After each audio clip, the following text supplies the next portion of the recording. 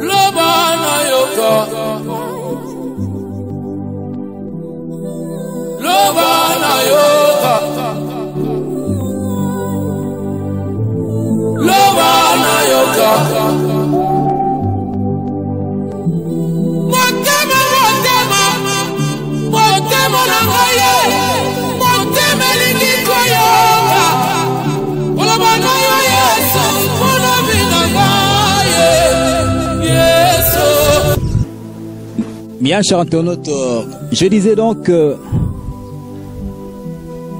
la possible troisième guerre mondiale, voyez-vous, car ce que nous devons comprendre, Dieu ne fait rien sans avoir révélé son secret à ses serviteurs, les prophètes. Dieu, avant de faire une chose, il commence d'abord par envoyer sa parole.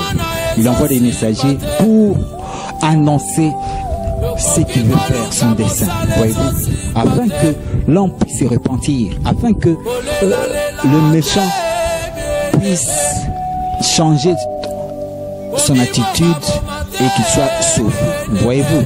Donc, ce que nous devons comprendre par rapport à la parole biblique, il est question donc du jugement de la grande Babylone. On voit que Dieu déjà commence à envoyer des personnes. Nous allons, bien chers internautes, avec la complicité de ma réalisatrice, la sœur Sarah Youlou, suivre un peu des messages des années auparavant qui ont été faits, toujours par rapport aux événements qui sont en train de se dérouler là-bas en Ukraine, entre la Russie et l'Ukraine. Et Dieu déjà a envoyé ses messagers pour donner ces révélations des années auparavant. Suivons, tel que vous avez suivi, bien chers internautes. Donc, le peuple de Dieu qui se trouve précisément dans la grande Babylone, qui est la Babylone moderne, qui est, n'est-ce pas, là-bas en Europe, les gens doivent comprendre que Dieu a déjà arrêté le jugement de l'Europe, voyez-vous. Et la Russie, Dieu est en train d'utiliser la Russie comme un instrument pour le jugement de l'Europe, voyez-vous, car le terrain, le théâtre du prélude, si je peux dire, le prélude de la grande bataille d'Armageddon, ça va se faire en Europe, entre la Russie et l'OTAN, voyez-vous, car passé, bien chers internautes, ça ne sera pas encore l'Armageddon, mais ça sera le prélude de l'Armageddon, voyez-vous.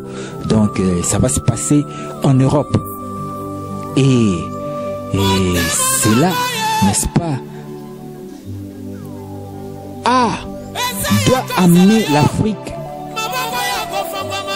à prendre conscience de son rôle, car l'Afrique a un rôle de sapeur-pompier, l'Afrique a un rôle de sauveteur, a un rôle du sauvetage de l'humanité au travers de l'évangélisation mondiale, voyez-vous. Donc, ce qui va se passer en Europe, dans ce conflit en Ukraine, car ça va se développer dans toute l'Europe, et les États-Unis n'y échapperont pas, car déjà à l'époque même de Branham, il a eu, n'est-ce pas, des révélations sur la destruction des États-Unis par la Russie, voyez-vous. Donc ce sont des choses qui ont été déjà faites bien des années auparavant. Mais le peuple chrétien qui se trouve en Europe, qui se trouve aux États-Unis, sont là comme les yeux fermés, ne sachant rien du cours des événements et de la pensée de Dieu par rapport à ces événements. C'est comme au temps de Noé. Noé est en train de construire l'arche, mais les gens sont là indifférents de ce qu'il est en train de faire. L'arche de Noé est l'image de l'Afrique, voyez-vous. L'arche de Noé, c'est l'Afrique. L'Afrique, vous allez voir ce qui va se passer là-bas en Europe.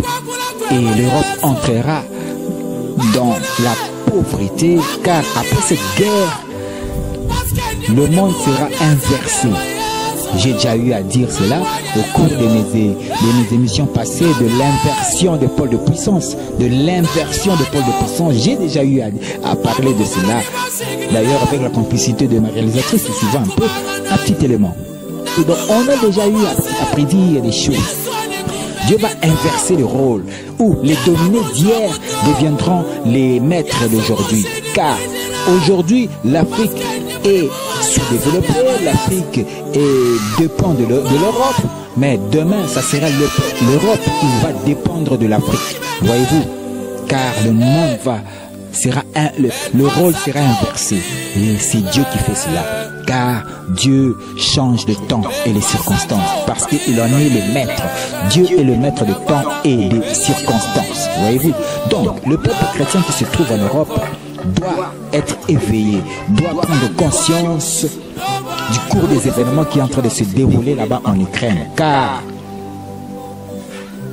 ces conflits s'est encore développé un peu plus avec ces missiles russes sur le sol polonais.